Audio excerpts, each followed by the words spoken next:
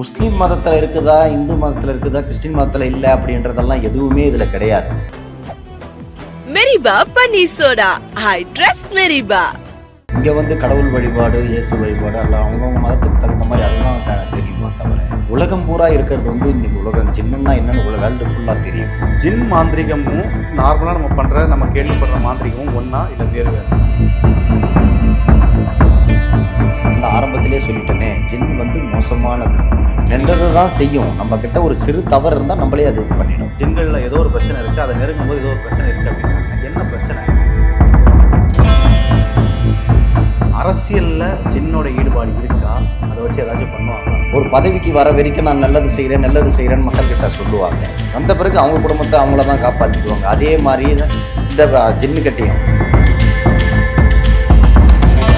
கடவுளுக்கு நிகரான ஒரு சக்தின்னு சொல்லும்போது நிறைய பேரோட கேள்வி என்னன்னா, அது ஒரு மனிதனுக்கு வந்து கட்டுப்படுமா? நல்லா 30 ஆண்டு காலமாக அது இருக்கிறேன். சின்ன வச்சு தான் நிறைய பேருக்கு நல்லது செய்யணும், எல்லாருக்கும் நல்லது நடக்குது. அவங்க தேவையான ஒரு வழிக்கு தீர்வு வேணுன்னு தான் ஜின்னு கிட்ட வராங்க. அப்போ ஜின்னு உடனடியாக தீர்வு தருது. அப்போ ஜின்னு அவங்களுக்கு தெய்வமாக தான் தெரியும். ரிஃப்ளெக்ட் நேயர்களுக்கு வணக்கம். ஸோ மாந்திரீகம், அதுக்கப்புறம் வந்து பார்த்தீங்கன்னா அமானுஷ்யம், இந்த மாதிரி விஷயங்களை வந்து தொடர்ந்து பேசும்போது அதில் வந்து தவிர்க்க முடியாத ஒரு விஷயமா மாறினது இந்த ஜின்னுங்கிற விஷயம்தான். என்னதான் இருந்தாலும் மக்களுக்கு வந்து ஜின்களை பற்றின புரிதல் வந்து முன்னாடி பெருசாக இல்லைனாலும் சமீப காலமாக ஜின்னுங்கிற விஷயம் வந்து பார்த்திங்கன்னா தொடர்ந்து ஒரு பேசு பொருளாகவே ஆகிட்டு இருக்கு. ஸோ அந்த விஷயத்தில் வந்து பார்த்திங்கன்னா இன்றைக்கி நம்மக்கிட்ட ஜின்களை பற்றி வந்து நம்மக்கிட்ட பேசுகிறதுக்காக ஜின் பார்த்திபன் அவர்கள் தான் நம்மளோட இணைஞ்சிருக்காரு. வணக்கம். வணக்கம். எப்படி இருக்கீங்க? நல்லா இருக்கும். இப்போ ஜின் அப்படின்றது வந்து பார்த்திங்கன்னா நான் சொன்ன மாதிரி முன்னாடி வந்து பெருசாக மக்களுக்கு அதை பற்றின ஒரு அவேர்னஸோ அதை புரிதலோ கிடையாது. இப்போ ரீசெண்டாக தான் நிறைய பேர் வந்து ஜின்களை பற்றி வந்து பார்த்திங்கன்னா படிக்க ஆரம்பிக்கிறாங்க, அதை பற்றி தெரிஞ்சுக்க ஆரம்பிக்கிறாங்க. முன்னாடியிலேருந்தே இந்த ஜின்களை வச்சு சில மாந்திரிக வித்தைகள் செய்கிறது, பிரச்சனைகளை தீர்க்கிறது, இதெல்லாம் வந்து முன்னாடியே இருந்துச்சா இல்லை இப்போ இருக்கிற காலகட்டத்தில் அதை உபயோகப்படுத்தப்படுது? இப்போது காலகட்டத்துக்குன்னா இப்போ இருந்ததா முன்னாடி இருந்ததான்னா, ஜின்னு வந்து நம்ம நாட்டில் தான் கொஞ்சம் அப்படி தெரியாமல் வரக்குறையாக இருந்தது. எல்லாருக்கும் ஒரு சிலருக்கு தெரியும் ஜின்னுன்னா என்னென்னு. ஆனால் உலகம் முழுக்க இருக்கிறது ஜின். இங்கே வந்து கடவுள் வழிபாடு, இயேசு வழிபாடு எல்லாம் அவங்கவுங்க மதத்துக்கு தகுந்த மாதிரி அதுதான் தெரியுமா தவிர உலகம் பூரா இருக்கிறது வந்து இன்னைக்கு உலகம் ஜின்னுன்னா என்னென்னு வேர்ல்டு ஃபுல்லாக தெரியும். அதான் இப்போ நிறைய பேருக்கு தெரியும். இப்படி படிப்படியாக இது வந்து அதிகமாக யாரும் எடுத்து செய்ய மாட்டாங்க. ஏன் காரணம்னு கேட்டிங்கன்னா, கடவுளே வந்து ஒழுங்காக இப்போ மக்கள் வந்து வழிபடுறது கிடையாது. சும்மா பேருக்கு போகிறாங்க, மனசுக்குள்ளே கடவுளை எதிர்க்க கோயிலில் போய் நிற்பாங்க. ஆனால் மனசுக்குள்ளே அவங்களுக்கு 1000 ஓடும். அந்த கடவுள் மேலே சிந்தனை இருக்காது. அதே மாதிரி தான் எல்லா மதத்துக்கும் வந்து ஜனங்க வந்து இன்றைக்கி ரொம்ப இது கிடையாது. அந்த ஜின்னு வந்து நிறைய கட்டுப்பாடுகள் நிறைய இருக்கணும். அது வந்து கவனங்கள் நிறைய இருக்கணும், நிறைய ஒழுக்கங்கள் இருக்கணும், சுத்தபத்தங்கள் நிறையா இருக்கணும். அது வந்து அப்படின்ற பட்சத்தில் அதை வந்து யாருமே வந்து அதிகமாக எடுக்கிறது கிடையாது. அப்படின்னு இதுக்கு வந்து பயிற்சி எடுக்கிறதே ரொம்ப கடினமான செயல். இப்போது நிறைய பேர் வந்து பார்த்திங்கன்னா மாந்திரிகன்ற விஷயத்த நிறைய பேர் கற்றுக்க ஆரம்பிக்கிறாங்க. அதுக்காக நிறைய கிளாஸஸ்லாம் இருக்குது, அதுக்காக சில வழிமுறைகள்லாம் இருக்குது, இப்படி போயிட்டுருக்காங்க. ஆனால் ஜின் மாந்திரிகமும் நார்மலாக நம்ம கேள்விப்படுற மாந்திரிகமும் ஒன்றா இல்லை வேறு வேறு தான். ஜின்னு அதுவும் ஒன்றா ஆக முடியாது. என்ன தான் நான் ஆரம்பத்திலே சொல்லிட்டேனே, ஜின் வந்து மோசமானது, நல்லது தான் செய்யும். நம்ம கிட்ட ஒரு சிறு தவறு இருந்தால் நம்மளே அது இது பண்ணிடும். அதனால் வந்து ஜின் மாந்திரிகத்தை வந்து அதிகமாக எடுக்க முடியாது. பயிற்சிகளும் நிறைய வரமாட்டாங்க. இப்போது நான் வந்து சில பேர்கிட்ட இந்த ஜின்களை பற்றி வந்து நான் தெரிஞ்சுக்கிறதுக்காக முயற்சி பண்ணும்போது, சில பேர்கிட்ட ஜின்களை பற்றி பேசும்போது ஆப்போசிட்டில் இருந்தவங்க அவங்க சொன்ன பதில் என்னன்னா, அதை பற்றி பேச வேணாம் அப்படின்னு சொல்லிட்டு ஒரு தயக்கத்தோடு நிப்பாட்டிடுறாங்க.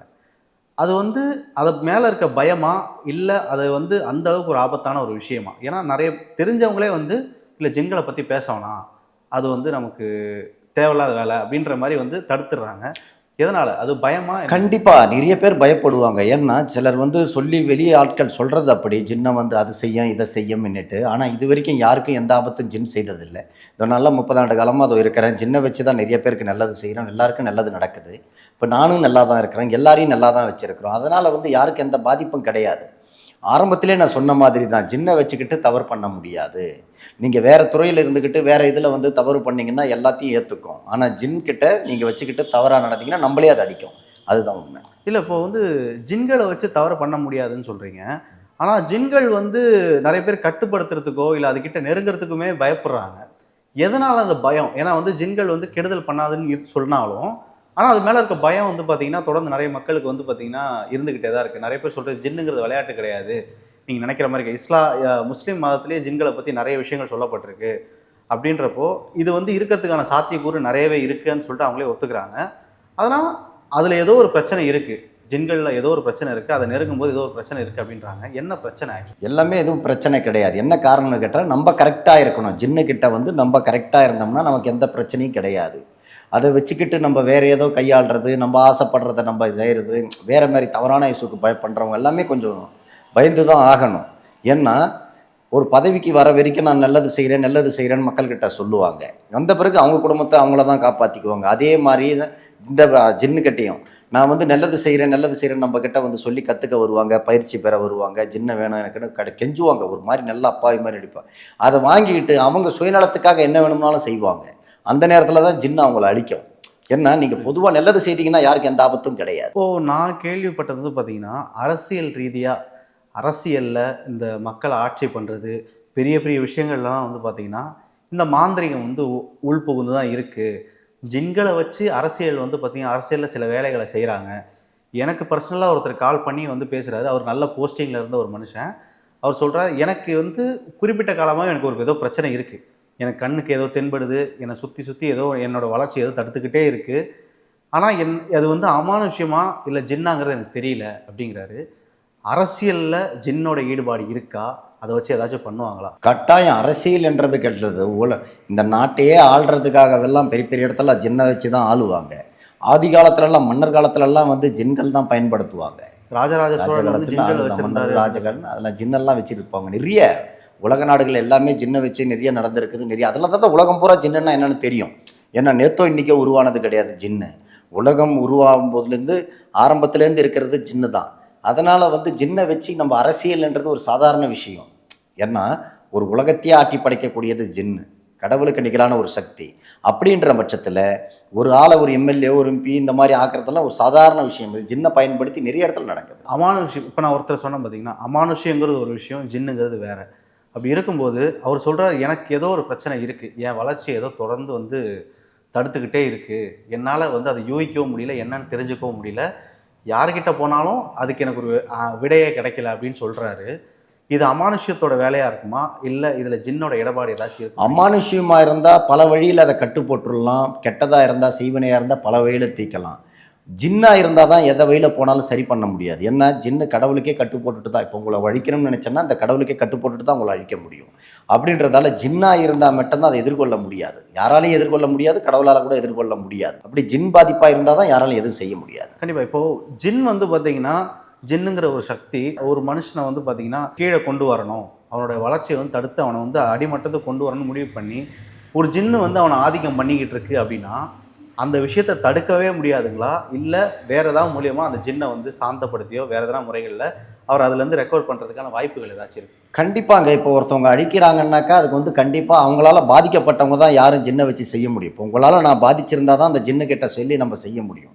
அப்படி நம்ம யாரும் பாதிக்காத ஒருத்தவங்களை போய் பழிவாங்கன்னா ஜின்னு போய் யாரையும் செய்யாது. அவங்களால ஏதாவது பாதிப்பு இருந்தால் மட்டும்தான் அது செய்யும். அதுக்குண்டானது அவங்க பட்டுட்டோம், நான் கஷ்டப்பட்டுட்டேன், இதுக்கு மேலே நான் வளரணும்னா அதே ஜின்னுக்கிட்ட மன்னிப்பு கேட்டு நம்ம அவங்கள காப்பாற்றிவிடும். கடவுளுக்கு நிகரான ஒரு சக்தின்னு சொல்லும்போது நிறைய பேரோட கேள்வி என்னென்னா, அது ஒரு மனிதனுக்கு வந்து கட்டுப்படுமா அப்படின்ற ஒரு கேள்வி இருக்குது. ஒரு மனிதன் சொல்கிறத கேட்குமா அப்படின்ற ஒரு கேள்வி இருக்குது. ஜின்கள் வந்து ஜின்களை கட்டுப்படுத்த முடியுமா அப்படின்ற கேள்வி வந்து எல்லாருக்கும் இருக்குது. அது பாசிபிள்? இப்போது ஒரு இதாக சொல்கிறேன், யானை எவ்வளோ பெருசு நம்ம எவ்வளோ சிறுசு, நம்ம சொல்கிறது யானை கேட்கல, அது வந்து கட்டுப்படுத்துறது அர்த்தம் கிடையாது. யானை அது பலமே வேற. ஆனால் அதுக்கிட்ட நம்ம வாங்குகிற சத்தியம்தான். இது எக்ஸாம்பிள் எடுத்து காட்டுறேன், இப்போ மக்களுக்கு புரியணுன்ற ஒரு விளக்கத்தை நான் எடுத்து காட்டுறேன். எதுவுமே வந்து நம்ம கட்டுப்படுத்தி எல்லாம் வைக்கிறது கிடையாது. நம்ம அவங்கக்கிட்ட வரமா பிச்சையை எடுக்கிறது தான். நம்ம எனக்கு இதை செய்து கொடு அதை செய்து கொடுன்னு அவங்கக்கிட்ட நம்ம கையேந்தி இரவல நிற்கிறது தான். சரிங்களா? இப்போ வந்து அவங்கள கட்டுப்படுத்து நீ இதை செய் அதை செய்யின்லாம் சொல்ல முடியாது. என்கிட்ட வந்துட்டாங்க, அவங்க நல்லதோ கெட்டதோ அவங்கள காப்பாற்றி விடு, இனி நல்லதாக செய்து விடு, இப்படி தான் நம்ம கேட்கலாமா கிட்ட ஜின்னுக்கிட்ட? நேரடியாக போய் நீ எனக்கு இதை செய் அதை செய்துட்டு வான்னு சொல்கிறதுக்கு நம்ம வச்ச ஆள் கிடையாது ஜின்னு. ஜின்னுக்கிட்ட நம்ம மந்திரங்கள் படித்தது நம்ம அதுக்கு கிடையாது. அந்த ஜின் வழிபாடு வணங்கி தான் நான் அதை கேட்க முடியும். கண்டிப்பாக. இப்போ உங்ககிட்டே வந்து பார்த்திங்கன்னா நிறைய பேர்கள் வந்துருப்பாங்க. கிட்டத்தட்ட ஒரு 30 வருஷமாக இந்த விஷயங்களை வந்து தொடர்ந்து செஞ்சுக்கிட்டு இருக்கீங்க. நிறைய பேரை நீங்கள் பார்த்துருப்பீங்க. ஒவ்வொரு கஷ்டத்துலேயும் வந்திருப்பாங்க. பில்லி சூனியம் இந்த மாதிரி நிறைய பிரச்சனைகள் உங்ககிட்ட வந்திருப்பாங்க. இவங்க எல்லாருமே வந்து பார்த்திங்கன்னா உங்ககிட்ட நல்ல விஷயத்துக்காக வர்றவங்க ஜாஸ்தியாக, இல்லை வந்து அடுத்தவங்க மேலே பொறாமையாலேயோ எனக்கு வந்து இவன் கெடுதல் செஞ்சுட்டான் அதனால் நான் சும்மா விட மாட்டேன் அப்படின்ற நபர்களும் வருவாங்களாம்? இப்போ நீங்கள் கேட்ட கேள்வியிலே அடுத்தவங்களுக்கு செய்ய சொல்லி வர்றவங்க தான் அதிகம். ஏன் காரணம்னு கேளுங்க. போராமன்றதெல்லாம் ஒன்றும் கிடையாது.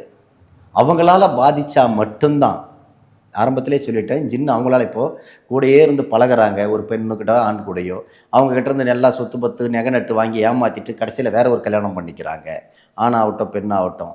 அப்போ அந்த நிலையில் அந்த பெண் என்ன பண்ணுவா, யார்கிட்ட போய் சொல்லுவா? சரிங்களா? இங்கே வந்து சொல்லும்போது நல்லது எதுன்னு பார்த்து ஜின் எல்லாமே செய்யும். கூடயே ஒரு தொழில் செய்யலாம், வா முதல் போடு, நான் உனக்கு உழைக்கிறேன் கிழைக்கிறேன்னு சொல்லி இப்போ ஒருத்தவங்க போன வாரம் வந்தாங்க. அப்படி அவங்களே மோசம் பண்ணி அவன் எடுத்துக்கிட்டான். ஒரு இடம் ஒன்று வாங்கி தரதா சொல்லி பணத்தை வாங்கிட்டு திருப்பி கொடுக்க மாட்டேன்றாங்க. இந்த நம்பிக்கை துரோகங்கள் அதிகமாகி போச்சு.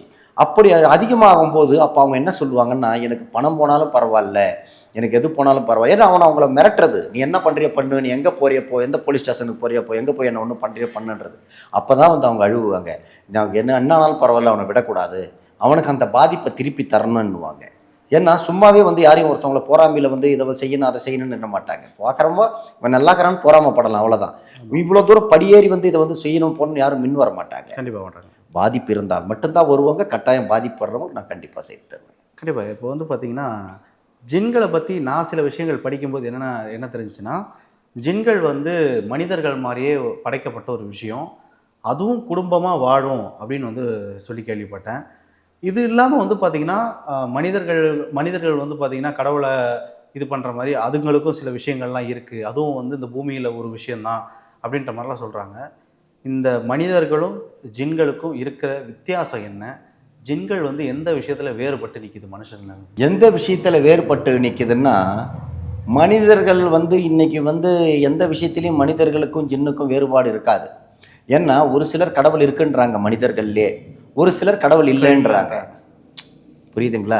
இப்போ நம்ம நாட்டில் பார்த்தீங்கன்னா இந்து கடவுளை வணங்குறாங்க, முஸ்லீம் வணங்குறாங்க. அரபு கண்ட்ரியில் பார்த்தீங்கன்னா முஸ்லீமை மட்டும்தான் வணங்குறாங்க, அவன் இந்து கடவுளை வணங்கலை.